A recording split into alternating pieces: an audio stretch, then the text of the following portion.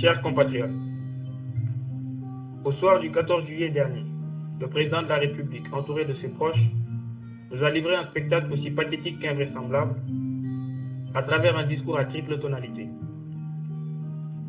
Alors que l'on s'attendait à une adresse populaire, pleine de bon sens et de sagesse, le président a opté pour un discours creux et partisan, exclusivement adressé à ses sympathisants, démontrant ainsi qu'il était le président d'une frange bien définie de la population. À l'heure où l'esprit de rassemblement doit prévaloir et doit primer, le président s'inscrit clairement dans une dynamique de division.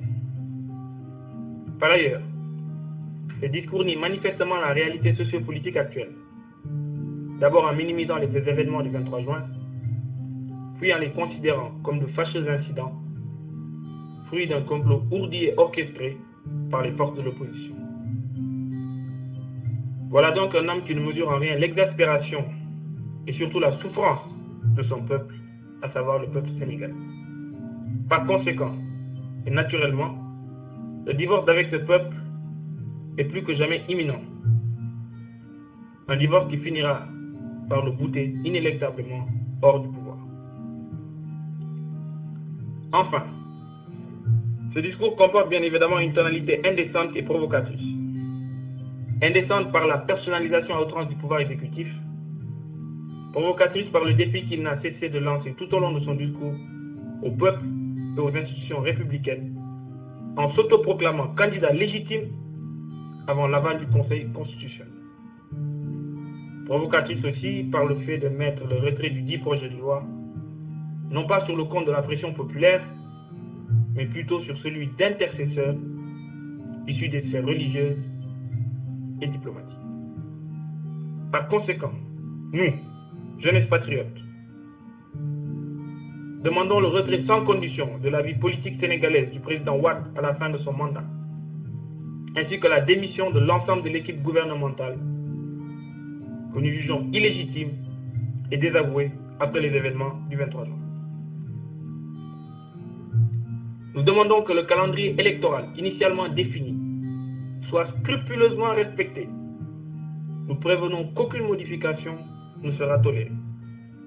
Nous demandons que la date limite des inscriptions sur les listes électorales soit repoussée. Nous demandons aussi la mise en œuvre d'une campagne d'information et de sensibilisation au vote digne de ce nom.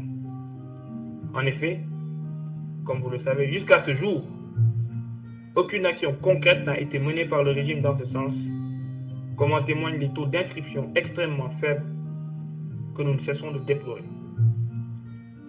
Nous exigeons le respect des libertés individuelles, c'est-à-dire l'arrêt immédiat de toute forme de violence et de toute forme de stratégie d'intimidation, non seulement envers les leaders de l'opposition, mais aussi et surtout envers les leaders étudiants et envers les cyberactivistes.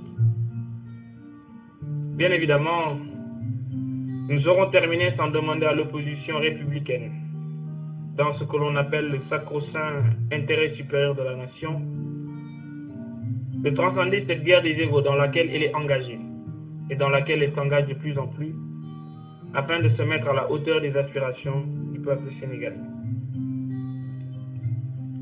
Et pour reprendre Abraham Lincoln, on peut tromper une partie du peuple tout le temps, et tout le peuple une partie du temps.